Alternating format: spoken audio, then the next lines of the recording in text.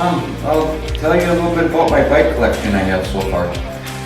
The blue one is a 1983 SE Racing PK Ripper. It's a rare loop tail, and it was repowder coated, so it's fresh powder coated, fresh details on it. The forks on it are non-stamped, which means they was before they got SE got into production, so they're rare and they're old.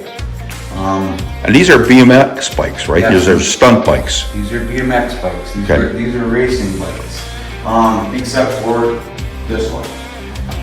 The grips that are on here, these are they're Oakley 3s.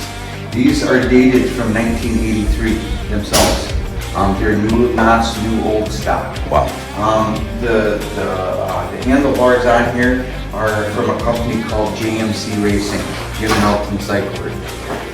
They're a lot of stuff that's on here pretty rare. It has a Uni turbo seat, comes with it. The pedals are Shimano's, and the chain ring. Everything here on this bike is dated 1983. This one here is a Redline. This is a Series 3 500A. This bike was production made in 1984. Everything on this bike is era correct. It's original. Wow. This one here is a 1986 Redline RL20A Pro Styler. This was one of the first freestyle bikes to come out that Redline designed before they went to the RL20IIs. And then what happened is they had more of a tapering top too, where this one is solid. It was actually split going down through here. These are considered the Ferrari of BMX. These are one of the most sought after BMX bikes, and the most stolen. Wow. Everything on here is era correct too, except for the rims. The rims I do have in the back, I just gotta put them on. Okay. And then I do have the cranks that belong in this bike too. Okay. This is a very rare gem. This bike here is a 1979 Redline Pro Line. What makes this bike so special and rare is that this frame, the chrome frames, were only available to factory riders in 1979. 1980, you could get them as an option for the general public. But this particular frame is mint. It was never raced on. Frame, forks, and of course, at the time you had to get, add all the components onto, because Redline at the time they started production making their own cranks and things like that. But the particular ones on here, everything on this bike is dated 1979, except for the grips. It's hard to find the Oakleys, and you would actually have to have the Oakley .2s in order for. I found a pair, but they're almost $1,000. Wow. Yeah, a lot of money. The plate that I have here is the racing plate. This particular plate, this is a 101. You can't get another one. Radical Rick was a BMX icon in the BMX Plus magazine. Damian Fulton actually designed, started the Radical Rick. And it debuted in 1979. So when this plate came available, I bought it, I snatched it up. And it was just kind of went with it. Yeah. This one here is a 1984.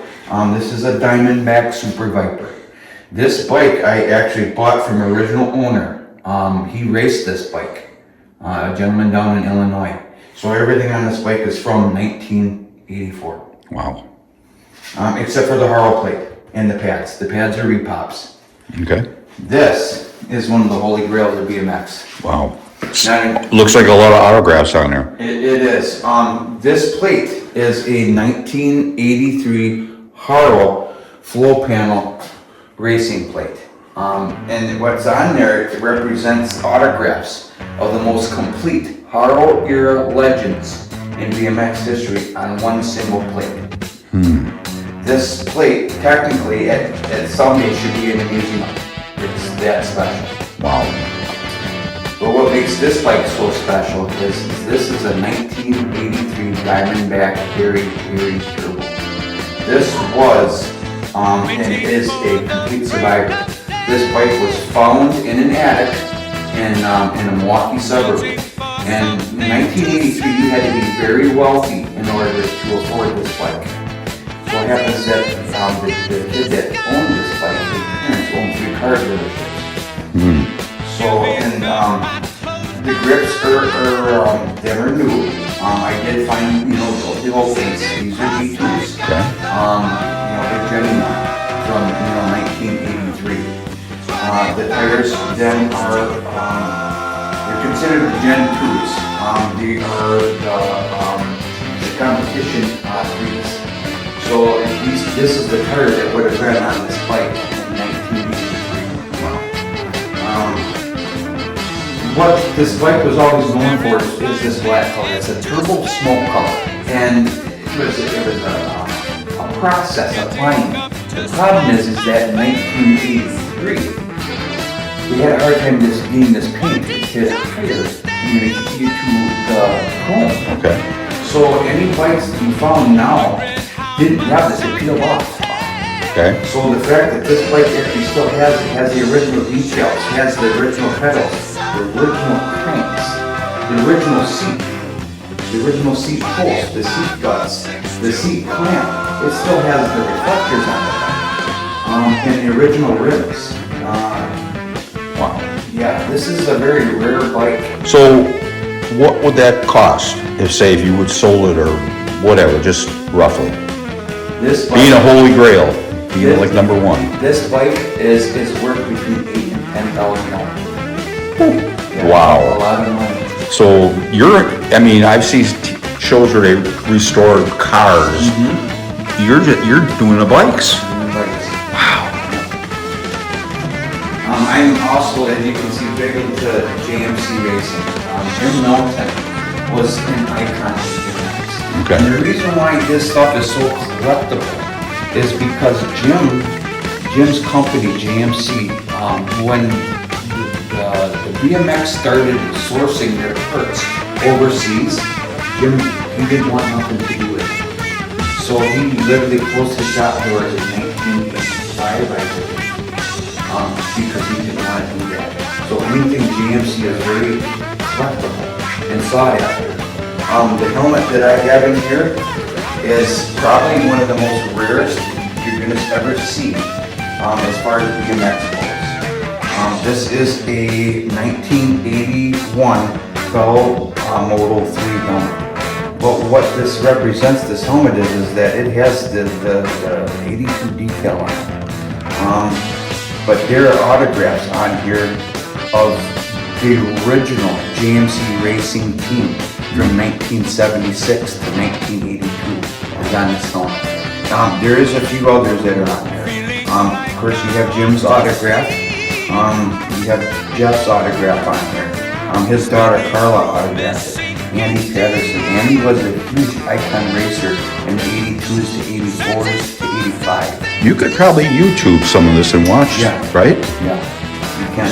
Clint Miller, he was one of the original racers from 1975, 1976, 1977 era. PK Ripper's on here. Daryl Young's autograph is on here. Gary's autograph is on here. Let's see here, Adam Cox. He was one of the original. Adam actually used to work with Jim at the racing company. So he knows a lot about the history of GMC racing. Billy Weeks is on here. Steve Scribell's on here. John Beckman. Steve West is on here, and so is his brother Ron West. And then I see Eddie Fiola. Eddie was one of the biggest freestyle BMXers in history. Okay. So, All right.